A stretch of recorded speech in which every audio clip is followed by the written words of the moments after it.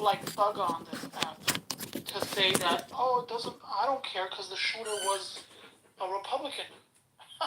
This is what they have said. Like, they said they don't care, and he's not the only one, but this is what they say on this app, that they don't care that Trump got shot at, because the shooter was a registered Republican.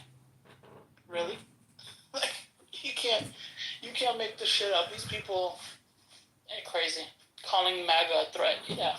Side note, does anybody know how to fucking stop the notifications from going off in your freaking bio? Because I keep getting these added you things, and it's like fucking annoying as hell, and it's bogging down my...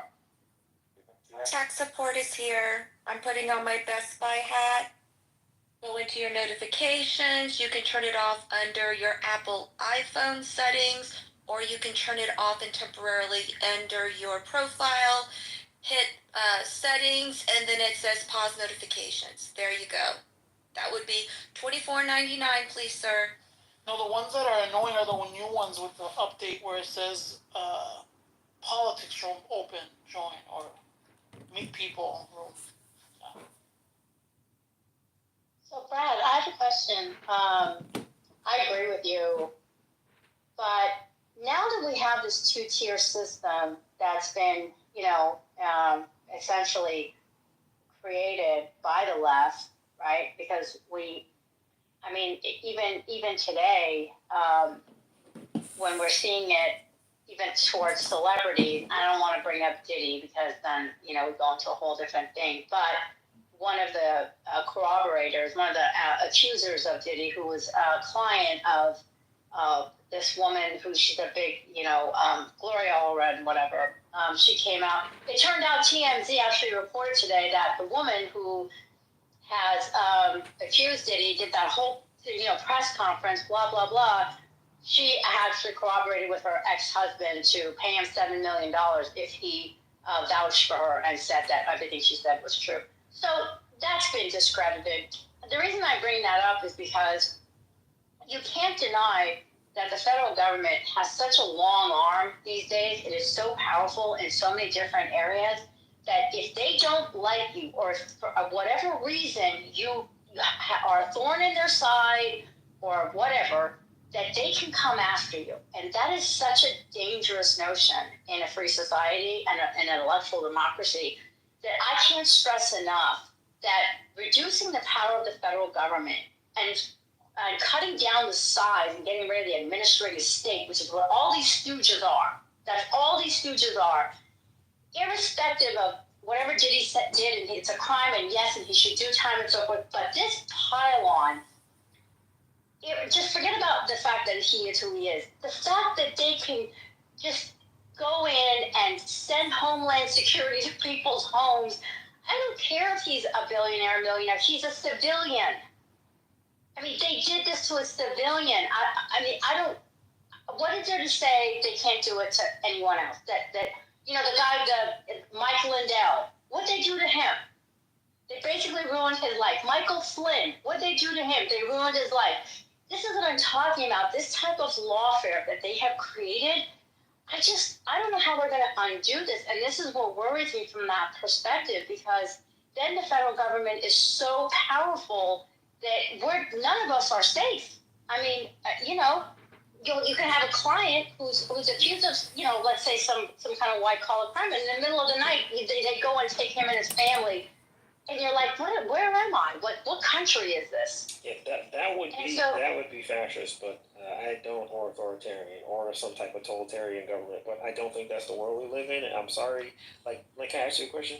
Do you you don't think that Homeland Security going in with military tanks to someone's home is not excessive force? They're actually filing a lawsuit against that.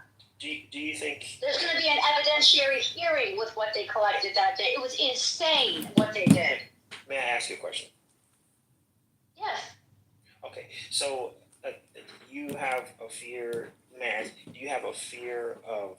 I want to be clear. Do you have a fear that the government is that they overreached? Wait a minute. The way you're framing your question about fear, listen, it's not about fear. It's about what type of world do you want to live in. And the idea that you cannot acknowledge that what this woman just said was 100% rooted in fact. The fact is the government has created a regulatory state, an administrative state that's very bloated, and it's increasing all of the time. Whether we want to go back to the Patriot Act, whether we want to talk about all of the ways that they violated the 9th and 10th Amendment to trample on our rights, if you can't acknowledge that what this woman said was 100% factual, then I don't think we can have an honest conversation. If you think that the administrative and the regulatory state are not out of control, you, my friend, you're so fucking out of touch with reality that you don't belong in polite society. They should fucking lock you up if you can't acknowledge. Yeah, that's like, I don't know why you. So yeah, but I think I acknowledged that there maybe overreached occurred in this case, and that like any kind of institution, there are times when there's like distortions in how the institution should properly function. So I can acknowledge that probably that happened. I don't know the facts. I just accepted it outright. That's what I was just saying. I was just going to ask her about her approach or her like state of mind when she's like basically generalizing from this one instance to all other possible cases that could potentially occur. Like, do you see what I'm saying, Roger? And then I think further you said that the government is like, you said that the like you're talking about the regulatory state is like bloated or something like that. I think probably you rejoiced when was it the Chevron case? When did that happen? It happened earlier in the summer. So that's probably going to change the nature of how our regulatory. Wait, why? What do you have against the Chevron case? I don't have anything against it. I don't know what's going to happen. I'm just saying that should give Roger some relief from his basically his. Wait, hold on. Yeah. Wait, hold on. One victory for the Supreme Court to finally fucking shut down this. For people that don't know what Chevron deference was all about, because some people across the fucking Democratic aisle fucking make up lies about what that Supreme Court decision was about. I want to make sure that everybody understands that when some cases get brought against companies in particular industries, judges would utilize this Chevron deference. It's a reference to a case in which, in the oil industry, that set precedent where judges would then, instead of ruling on a case, they would defer to a regulatory agency that did not have to see all the evidence, did not have to hear the complaint in its entirety. The judge would defer, give judicial deference to the regulatory body populated by lawyers that worked for these large companies, right? And so if you had a case to bring against these companies, they wouldn't even fucking hear it. Whether you're a smaller company with a grievance, whether you were an individual with a grievance, didn't matter. And you have Democrats fucking far and wide, probably in this room, probably a bunch of fucking morons in this room that thought that the decision of Chevron deference was wrong. It was a small victory. It's an important one, but it was a small victory in dismantling the regulatory state. The regulatory state is very pernicious because it operates outside of the government, without the same rules that courtrooms are held accountable to. So if you believe in due process, if you believe in rule of law, then you would applaud the decision to get rid of judicial deference. And that Chevron deference case was huge. But that's one fucking brick in the goddamn wall. We still have these regulatory agencies, which, by the way, should all be abolished. Every single one of them should be abolished. So you think the EPA should be abolished, Roger? 100% they should be abolished. Hey, Roger, anybody that cares about the environment thinks that the EPA should be abolished. Wait, hold on. Please. Hold on. Please. Let me explain what the EPA does, since it's something you EPA probably does. don't know. So I know what the EPA does. Please. Oh, well, Can I okay. just ask you a question? Okay, great. Hold on. Can I I'm ask going you to a mute up. question? You tell me what the EPA does, and when you get it fucking wrong, I'm going to... No. I just want to ask you a question. You live No, in I the want Bay you to Area, tell me right? what the EPA What's does. the You live in the Bay EPA? Area, right? I want you to tell me what the EPA does. Can we please talk about this? I want you to tell me what the EPA does. No, I don't know. So second, please tell me. Thank you. Okay, it's the Environmental Protection Agency. Oh wait, hold on. Also, for the ass clown that's Yes. saying let him speak, I fucking clearly asked a question and went on I mute, answered. and he was trying to avoid it, and I'm not letting fucking people slip away from these things. So No, second, no, go no, ahead. What does Tell it them what do? the fucking EPA. It's the Environmental Protection Agency. So for like example, this would be an example of when you would probably have to deal with the EPA. If you have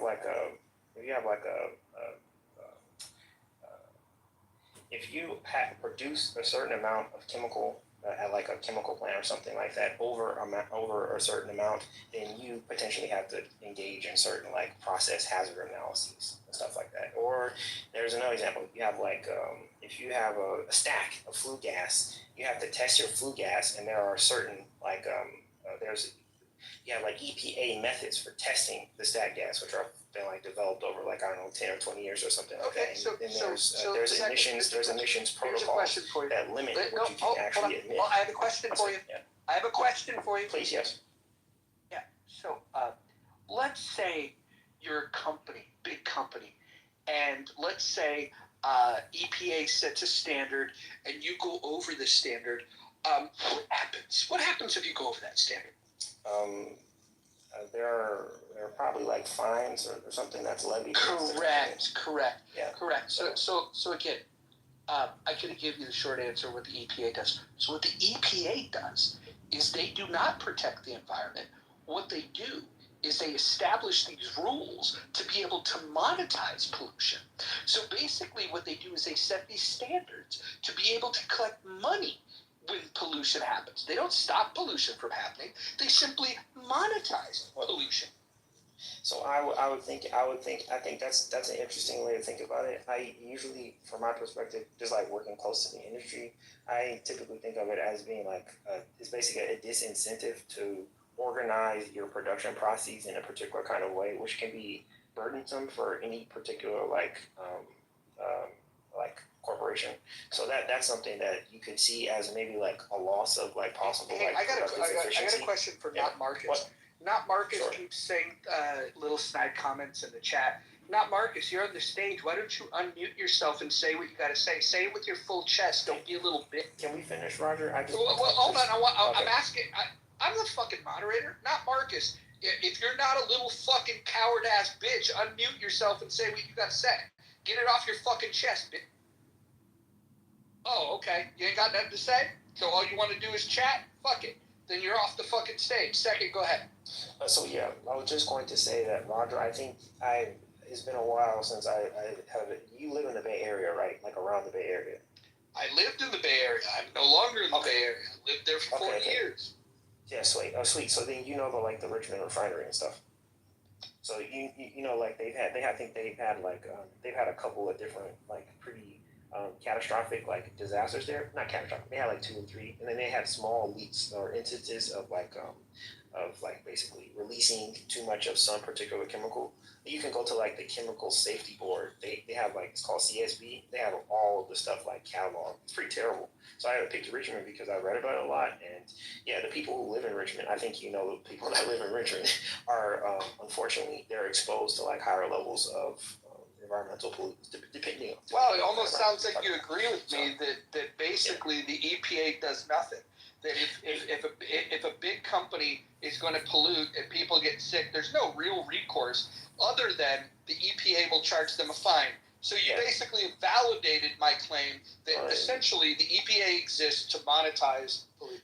I think you could interpret it. You could probably interpret what I'm saying that way, but I would just like to add that that you could look at it in 2 ways. That these disasters occurred and these leaks occurred, and then there was no corrective action. But because there's oversight from the EPA and various other kinds of governmental institutions, they either write reports which are become all right. Hey, standards that have to be. Hold on. Ho-ass Marcus said that that I moved him when he was going to speak. I am pretty clearly looking, and he didn't unmute himself. I've invited him back up. We'll see if his little trick ass wants to respond. But go ahead and till that little bitch fucking.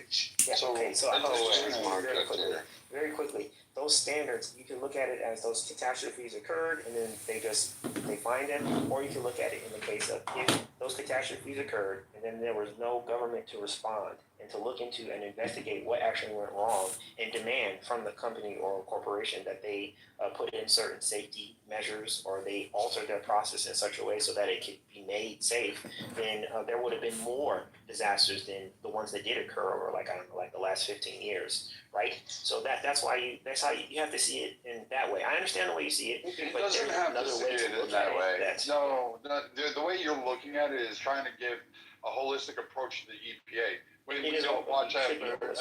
So I'm speaking now. You can mute up with the static mic that you have going on.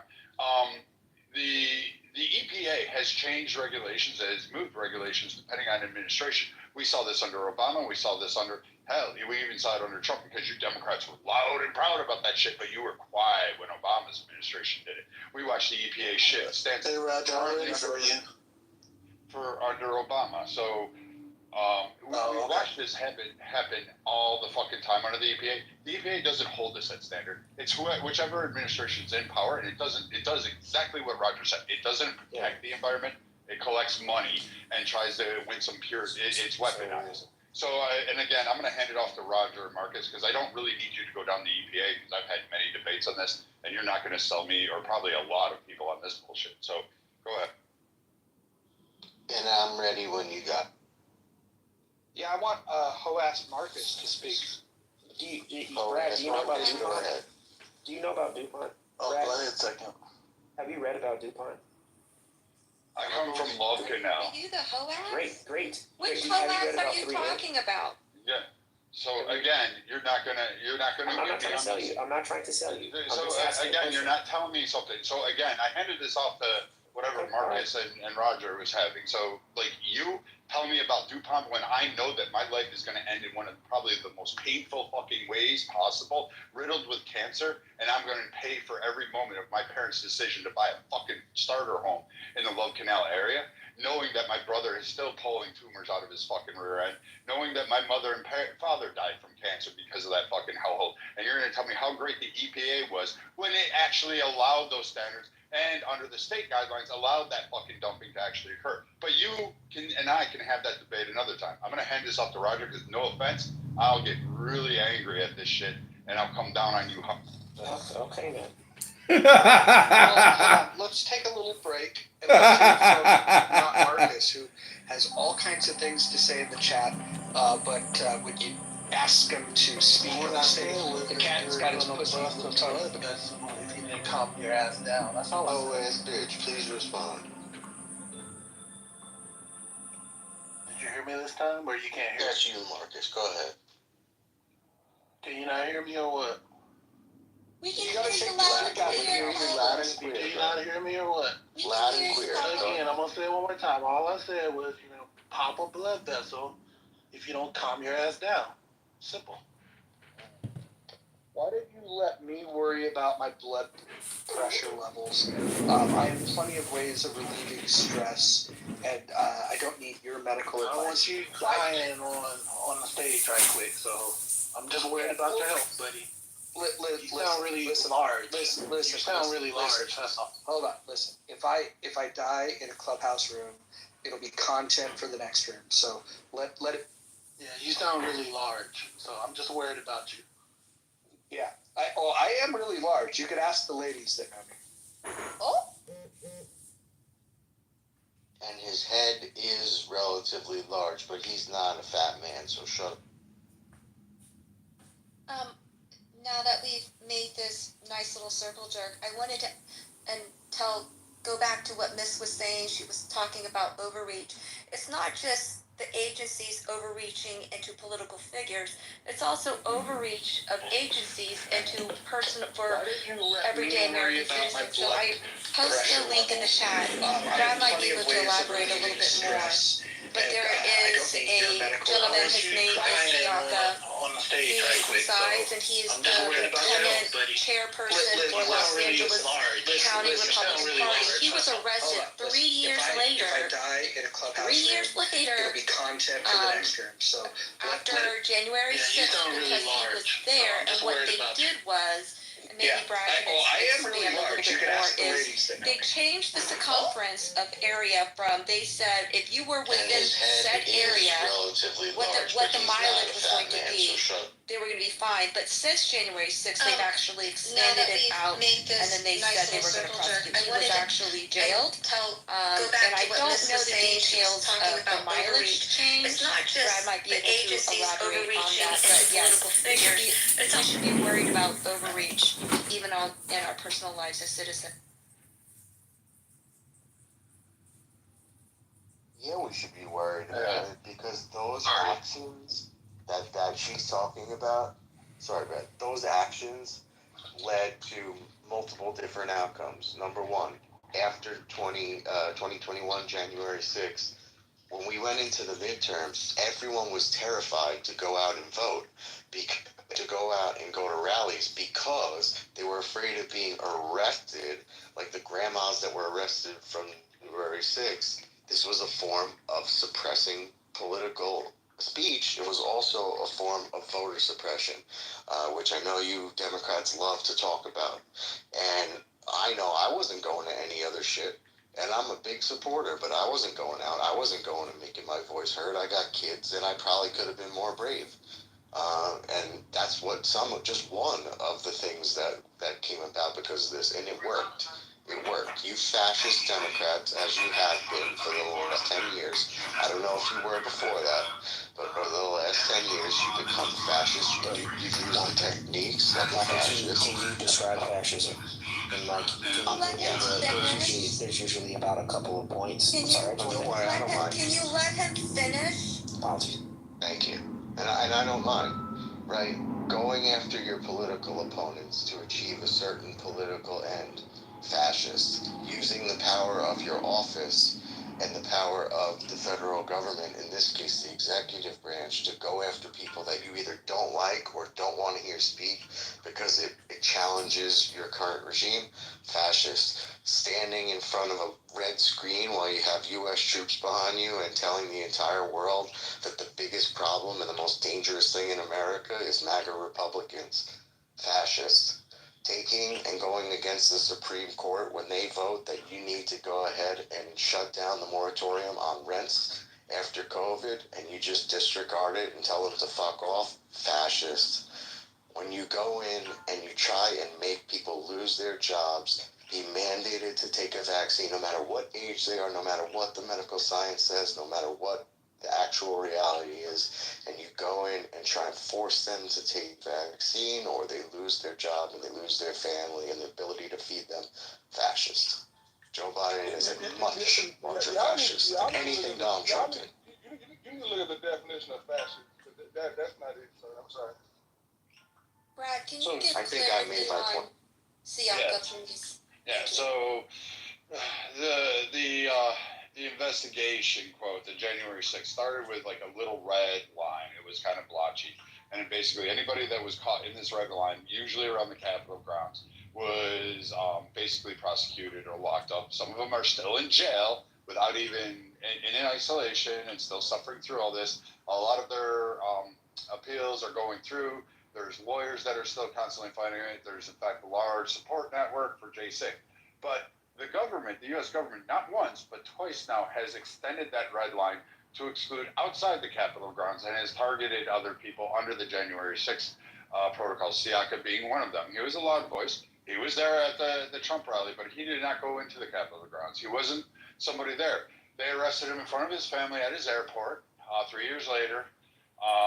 And basically tried to target him. And it's really weird how the Democrats cheer this on because they said, oh, if you just belonged under Trump, you deserve this. But that man was innocent. He was anti-Democrat. He was against a lot of the things that Democrats were preaching. He was anti-Joe Biden. He didn't like Joe Biden. He didn't like Joe Biden for a lot of things.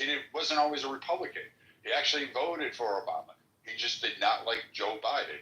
And he went and said, I'm voting for Trump. I believe Trump is a better candidate. I believe in his policies. And I believe he's better for black America. That was his rallying cry. That's who he is, a black man who wants to stand up and say, I'm a Republican, I'm supporting Trump. And then he turned around and was persecuted for it. So then he gets locked up, he gets released, he has to spend his money, and he's going to have to deal with that court case because now he's being hush-hush about it because per his lawyer, don't say anything, don't do anything because this is going to cost you a fortune going against the federal government. And his hope is that Donald Trump wins, and that a whole lot of people that were being prosecuted for January 6th get their things overturned.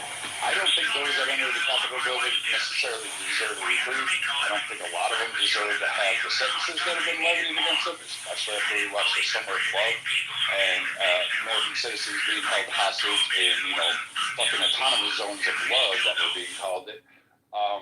I think that it's a little bit too far, but you broke the law, fine, do the time, and we'll call it a day.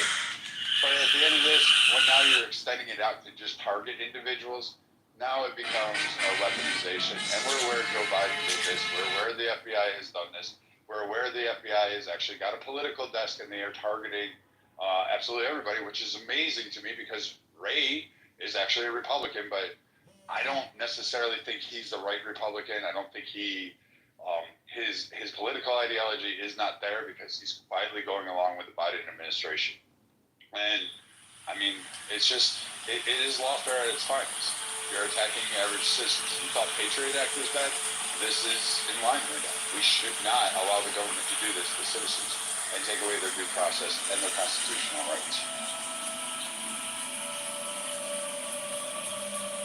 That's exactly the point I was making. Now, how are you going to reverse that? In other words, you're going to have four more, you're going to have, up on 4 years. How much of this 4 years is going to be spent in correction as opposed to the 4 years that you actually have to govern? This is 4 years going to look like, even if Donald Trump is elected, this is what I'm saying.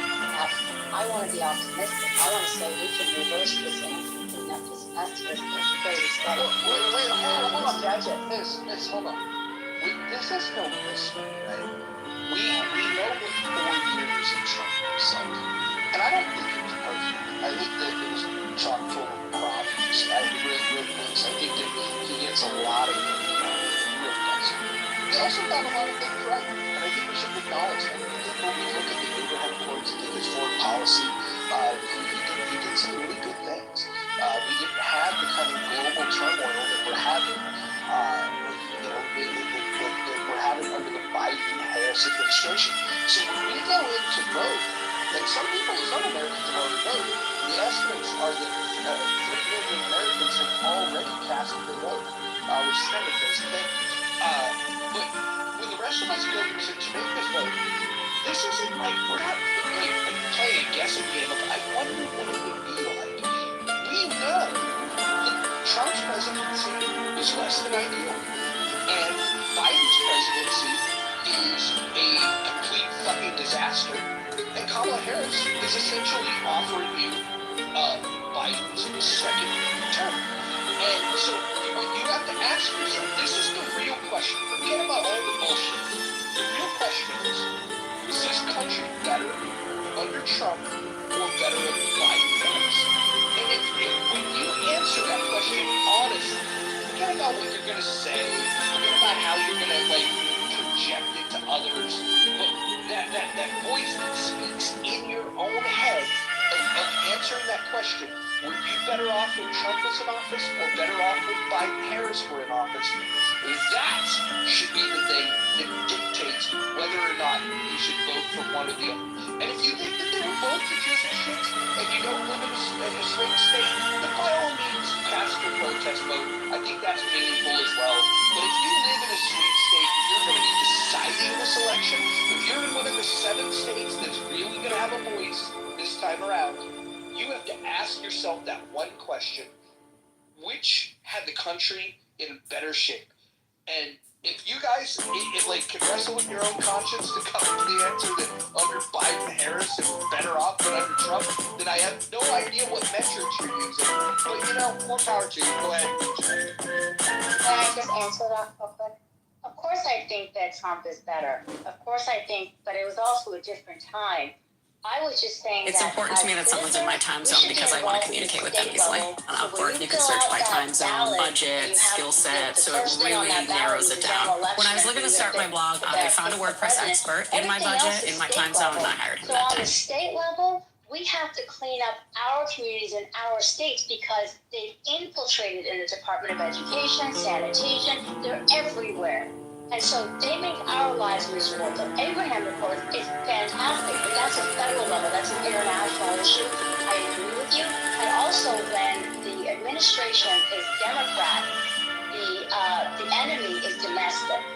When the administration is Republican, the enemy is international. And so that's how usually that's been the adage ever since the American politics has been more opened up to the public. I hear you. I think as citizens, we have to, in these rooms, learn as much as we can so that we can take this into our communities and get involved in civics and clean everything up because we have to do it. So we have this tier system of state and federal, but I agree with you. I just think we should also understand that we have to do our part too in our own state level.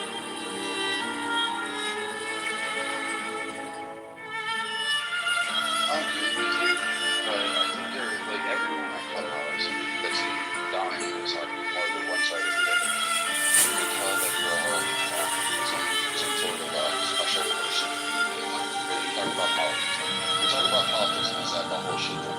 So I'm imagining most of you are engaged at some kind of local level or state level, or at least every 4 years you go out and vote for local state policies. Maybe you go to the school board and you listen in once in a blue moon. I'm assuming a lot of you follow this. The valley of the shadow of death, I take a look in my life and realize there's nothing left. I've been blasting and laughing for so long that even my mama thinks that my mind is gone, and I ain't never crossed a man who didn't deserve it. To be treated like a son, you know that's unheard of. You better watch how you talking and where you're walking. Or when your homies might be right and talking. I really hate to trip, but I gotta load. I say croak, I see myself in my pistol smoke. I'm the kind of G the little homies wanna be like on my knees in the night saying prayers in the street light. Been spending most their lives living in the gangster's paradise. Been spending most their lives living in the gangster's paradise. Got the situation they got me facing. I can't live a normal life. I was raised by the streets, so I gotta be down with the hood team. Too much television watching got me chasing dreams. I'm an educated fool with money on my mind. I got my pen in my hand and a gleam in my eye. I'm a low-down gangster, set tripping banger, and my homies are down to number out the anger.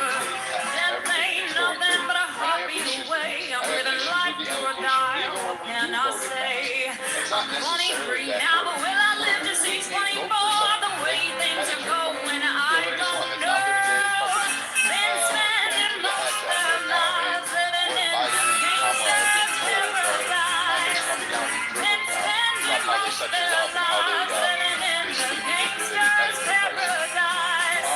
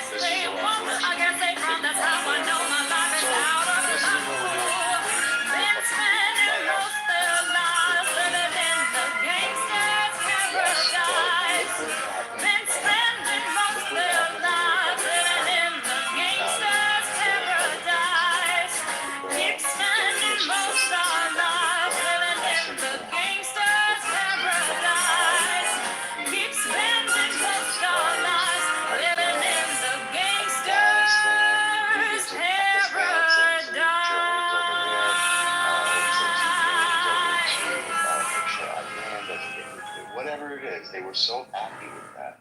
They were so excited and they loved their jobs. And then the Republican people got so angry. These motherfuckers never, ever, ever doing anything that they told us that they cared about when it came to voting time. The border would magically, we missed it this time, guys. That's what they would say to the vote. We didn't get it this time, which is no for me for another 6 years. We'll get it next time. Over and over again. And what happened, right? I would never label myself as a Republican, not until that wing of the party was fully fucking exiled from the federal government. We took them over. Not because we love the orange man, because the orange man, actually, we're using him. He's the only one dumb enough to go out there and put his name and body on the line to say the things that we've been saying for 30 fucking years. We need to excise the power of the executive branch, the agencies that control our lives, the agencies that decide how much money we spend and where we spend it. I see the red door and I want it painted black. No colors anymore, I want them to turn black. Something to be excited I about. see We're going the to girls destroy walk them by dressed in their summer The thing that we have to watch out for, clothes. hold on, I'm almost done. The thing that we have to watch out for Until is my what happened darkness last time. Because what happened goes, last time I in see a 2016 line of Donald Trump cars wasn't even fired and up, they're not all knowing anything painted about how the black reaction would be with when he got into flowers office. and my He trusted love it all golden. He asked Paul Ryan for advice, which is the dumbest thing you could ever do. And he hired people that sucked. He was terrible at it. So this time, I see make people sure that turn people their do their job. heads and He's having quickly this starting look out better away. now, but that's going to determine how this actually goes forward. Newborn baby And then we just can give it happens every go ahead. day. I look Don't inside interrupt my crazy myself story. and I see my heart is black. I see my red door and I must have it painted black. Maybe then I'll fade away and not have to face the fact. Biden using every branch of government, including the Justice Department, to persecute and prosecute his political enemies over the last 5 years? How do we get past that? How do we come back from that? Or should we just do it to him? I have a question for you, Pretty Dr. much Responsible. What do you think of this development that's happened since 2016, since Trump's kind of been on the scene, where it used to be that the Democrats could rely on the quote-unquote working man, and now the working man tends to, and it's not 100%, but they've definitely softened their stance towards Republicans, and they've become more critical of Democrats. And while the Teamsters didn't come out and endorse Trump or the Republicans, by speaking at the convention, it was definitely a statement that they see that they can identify, and that the folks in the Teamsters can relate with the modern state of the Republican Party. What do you make of why Donald Trump, a wealthy business guy, business tycoon from New York, why is it that he resonates more with the working man than previous Republicans? I think the best explanation of that is what the other side, the traditional union vote side, the Democrats have done. When they're thinking about, this is a problem, we're losing union members, what do we do? When they're strategizing to themselves, never, ever in a strategy meeting on the Democratic Party do they say, maybe we should listen to what they're saying, right? And then come up with policies and change our policies to fit that voting block so that way they vote for those. That never happens. What they do instead is let's see if we can find, 8 to 12 million illegal immigrants, and we'll get them to vote in a couple of years. Maybe we'll only get a few of them this year, but we'll get them to vote. And then the next thing that we're going to do is we're going to get Beyonce. That'll be the answer. That's going to fix all of the things that are going on with the Teamsters. We will put Beyonce, and you know what? We're going to put Jay-Z for shizzle my nizzle on the same stage. And they break up, they go, all right, great job, 1, 2, 3, team. And they go back to their regular lives of fleecing individuals and the whole country. So that's how they handle the Teamsters breaking away and other unions. And I don't know, it seems pretty stupid to me, but they always feel like they'll either just get more migrants or they'll cheat more, in my opinion. There's never any self-reflection, ever, from that side of the aisle. And that's what I think that's the one,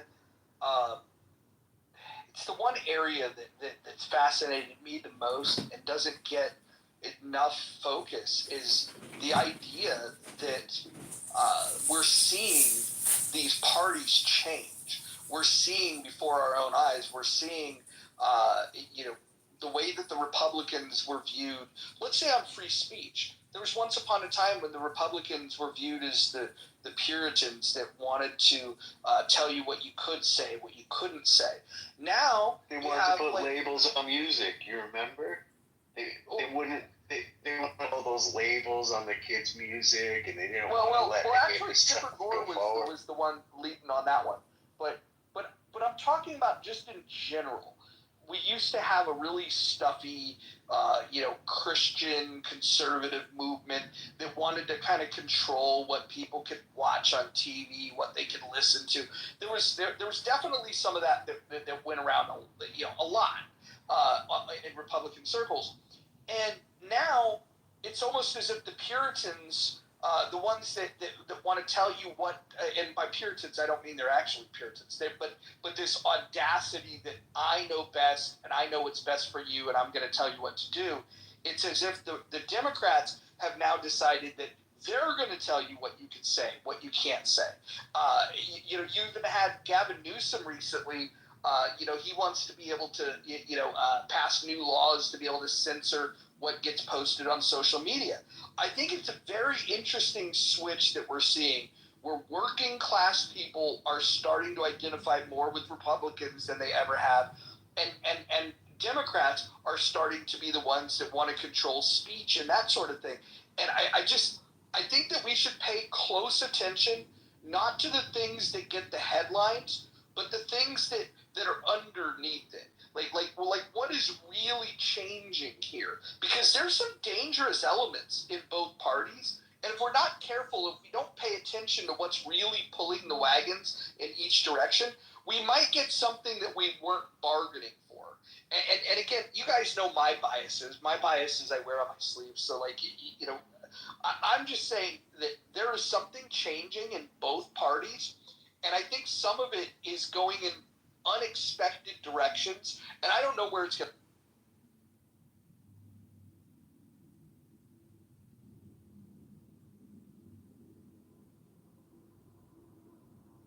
I don't know where it's going to land either. If nobody wants to jump in, I think this is why, I know people get upset, but this is why I look at it as.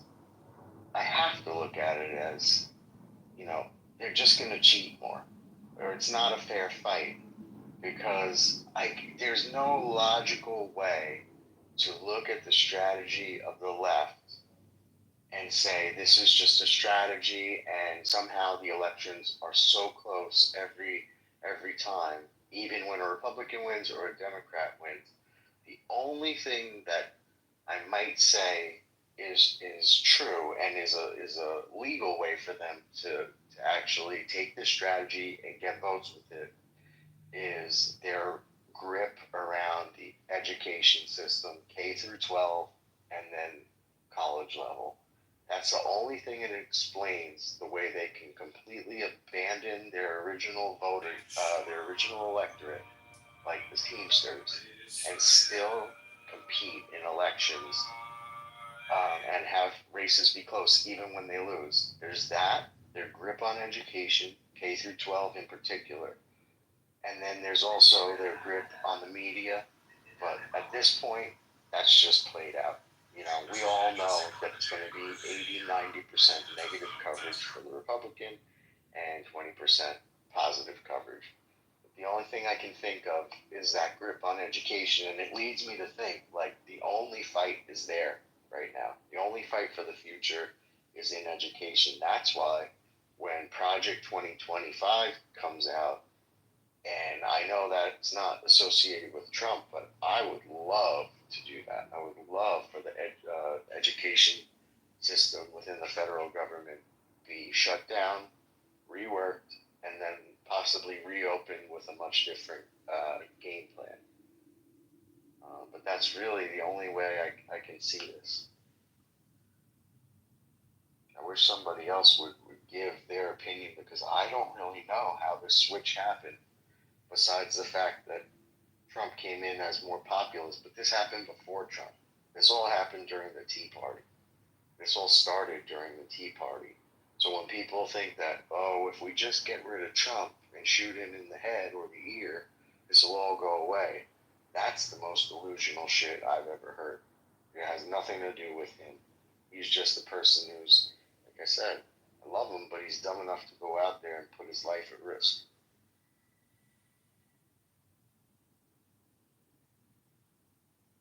Yeah, we're headed towards interesting times. I'm also these last little stretch down to the election. You know, we see how they tried to weaponize the justice system against Trump. We see how they've tried to weaponize, you know, suing to keep people off the ballot.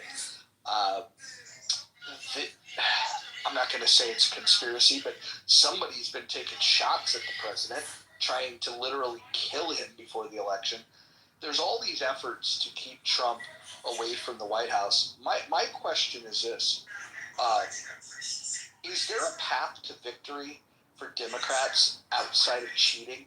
Because I look at the polls and I look at how close they are, and the Democrats are toast if it's close polls. They're absolutely toast in close polls, because as we know to be true, Donald Trump outperforms the polls. So if the polls are close, Democrats are doomed. And so I don't want to be the conspiracy theorist in the room, but I would say the only chance that Harris has to beating Trump is if they cheat.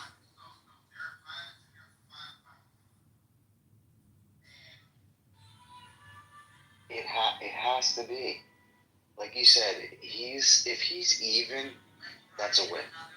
Because generally he outperforms 3 to 6 points, and that's being generous. If you look at the polls, you'll notice, Roger, polls as they get toward the last 5 days before the election, they tighten up to a more reasonable perspective. In September, they put out the oppression polls. Oh, he's down by 10 points. He's never going to make it. This and that. Those are the oppression polls. Then by the middle of October, things start to tighten up to a more realistic stance. But their goal has to be that it's plausible that Kamala Harris wins. It has to be plausible. It doesn't have to be. I mean, look, they're pulling out all the stops. They're like, let's throw him in jail. Let's get him off the ballot. You know, let's take shots at him in his rallies. I mean, at this point, I don't think there's anything that they wouldn't try. If I was Trump, I would be cooking all of my fucking meals. I'd be fucking sourcing food right from the farm. I'm telling you right now, if I'm Trump, somebody handed me a sandwich, I don't give a fuck how hungry I am. I am not eating that shit.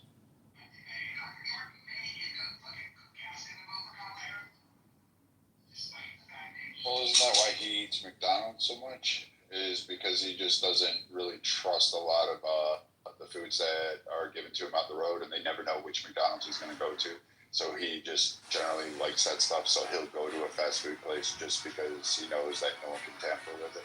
Because he had food poisoning once, from my understanding. Listen, I've said it a couple times, but I don't see how they're going to let him, even if he wins, which is probable at this point, I don't see that they're going to let him walk across the threshold of the White House again. Like, it's just logical. There's too much shit at stake. And now he's pissed off. Now he's like the Pope Bear. Like, can you imagine how much trillions of dollars are at stake and how much power is at stake? I don't see this ending well, but, I believe in Jesus Christ. I believe in God. That even though this man is not necessarily a Christian from birth, that God has a touch on him, and his plan will go through no matter what we know and what we think. But just looking at it in this worldly view, I don't know.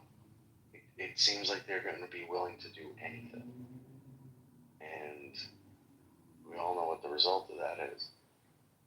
That will be horrible. I know I'm not the first to say this, but it might shock you guys to hear me say it, because I'm not aligned with Trump. I don't like him. I don't like the idea of him. You've killed all 3 years. 3 years you've been yelling at us.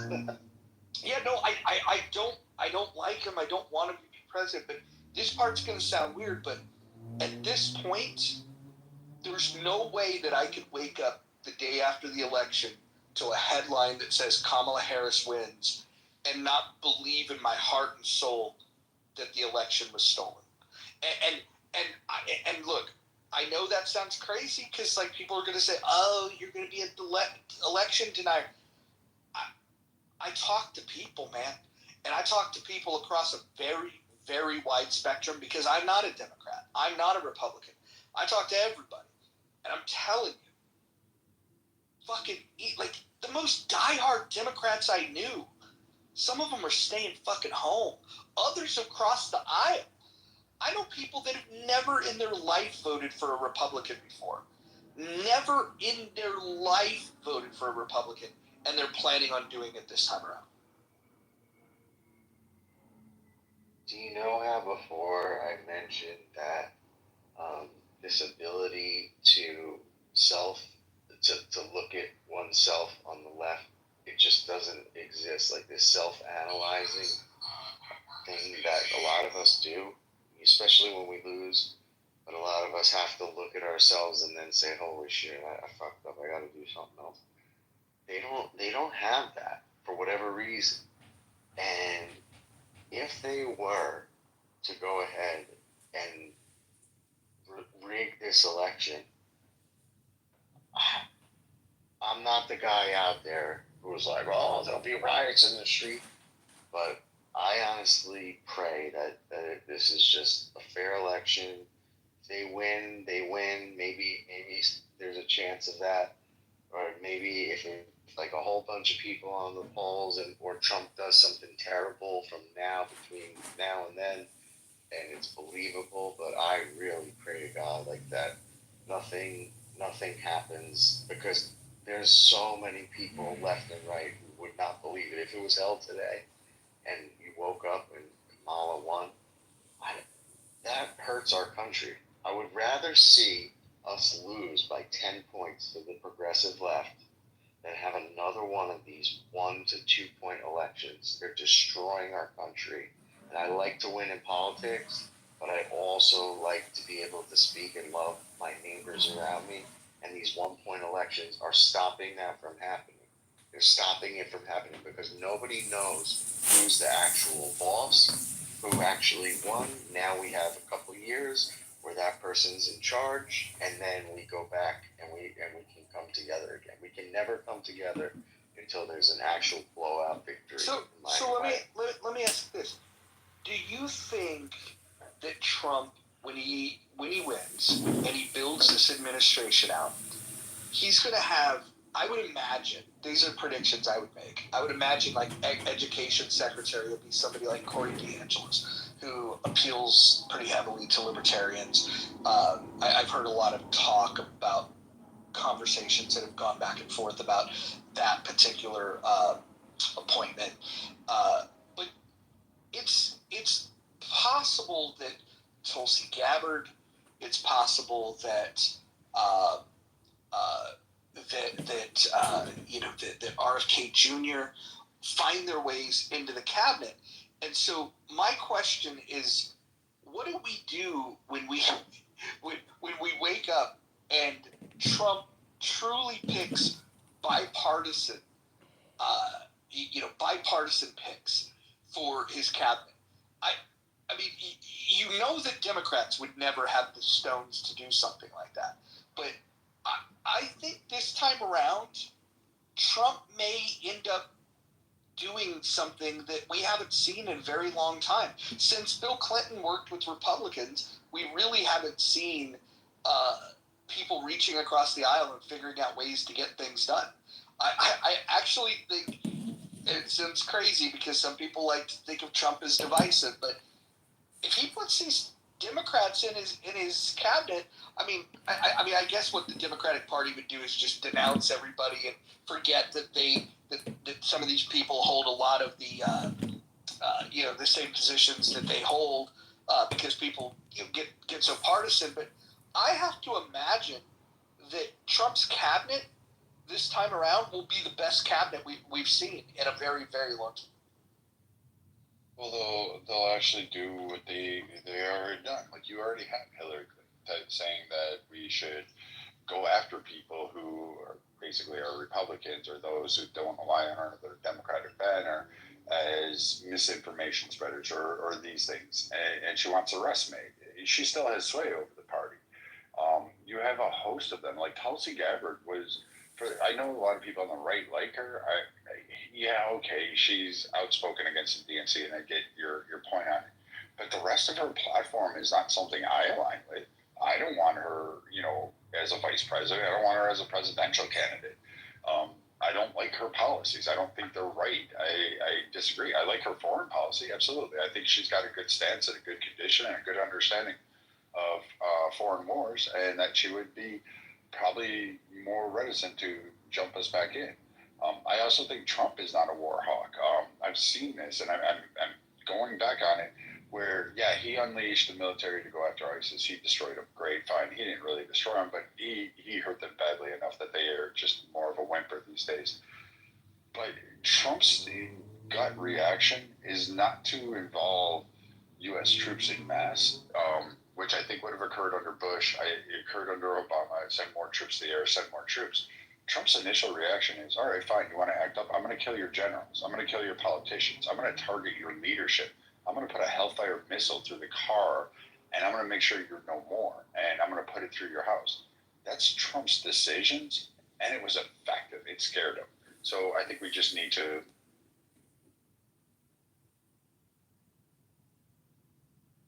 So, one thing I wanted to say about is, I think he went down the partisan path the first time, right, Roger? Just going down the partisan path for his cabinet and appointments.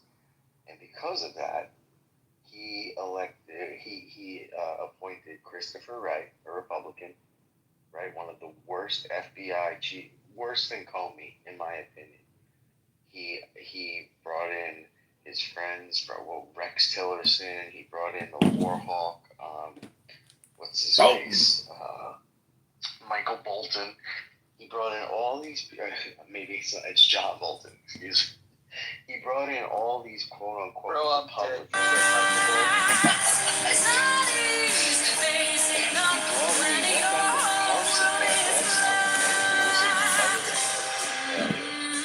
So this time I have to imagine that it will not be partisan, and also to your point, it'd be more effective than it's not. More effective, even though the left is abandoned because the average is basically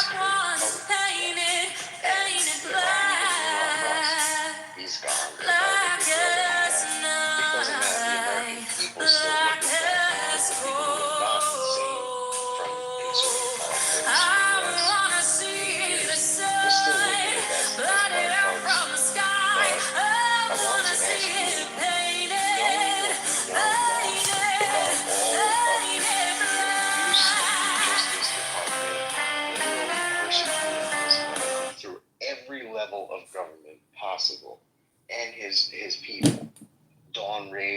pre-dawn raids on anyone who supported him, etc. Being pulled out of airports. Steve Bannon is in jail right now.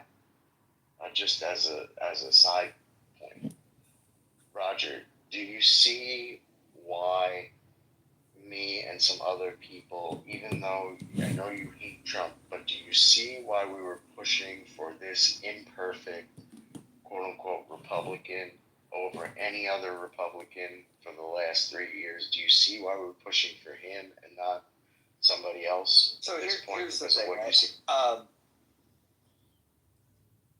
The Republican establishment is always been compromised. It's a political party. The political parties exist to win, right? They exist to win so they could, self-serve. They want to have power so when they leave office, then they can exert that power. They can extend that power to their friends. That's what political people do. And I think that Trump is definitely imperfect, and there's a lot of problems with. I mean, the fact is, I don't even think he understands the Constitution. I would bet you money he's never read the Constitution in its entirety. As strange as that sounds, as a guy that's been the president, I bet you he's never fucking read. He doesn't seem like a guy that reads a lot to me. He seems like a guy that's that doesn't even like being read to. That being said, everything he does is based on instincts, and when his instincts are right, good things happen. AKA the Abraham Accords. When his instincts are wrong, he's out there just shooting from the hip, talking about get the guns first, due process later. And so, my worry with Trump is that lack of predictability and the fact that he is just going to rely on his instincts, and he's not. I don't think he's got the civics background that you should have to be a leader. But because we've seen the weaponization of government with these lawyers that understand not only civics, but they understand how to, work the system, in some strange way, what I'm starting to appreciate about Trump, and again, it doesn't mean I like him or all of his policies, is that his ignorance of how the way things are traditionally done, and his refusal to just be a yes man and do it the way people tell him to do, it tells me that good, bad, or indifferent, he's a better choice than the establishment candidates. And he will be the best choice until the establishment candidates can take a page out of this. Hey, look, just because the government's always been corrupt and has been doing all this corruption doesn't mean you have to follow suit. And what I'm hoping for is that he kicks open the door for a whole new generation of real leaders, not politicians, but people that step up and do the right thing. I don't think that he's the guy that we're going to celebrate in history as a great guy. But if he does what I think he might be able to do, he could inspire real leaders to step up. Some because they oppose him, others because they were directly inspired by him. But I see him as a necessary change agent at this stage, and it pains me to fucking say because I fucking hate him. I know you do.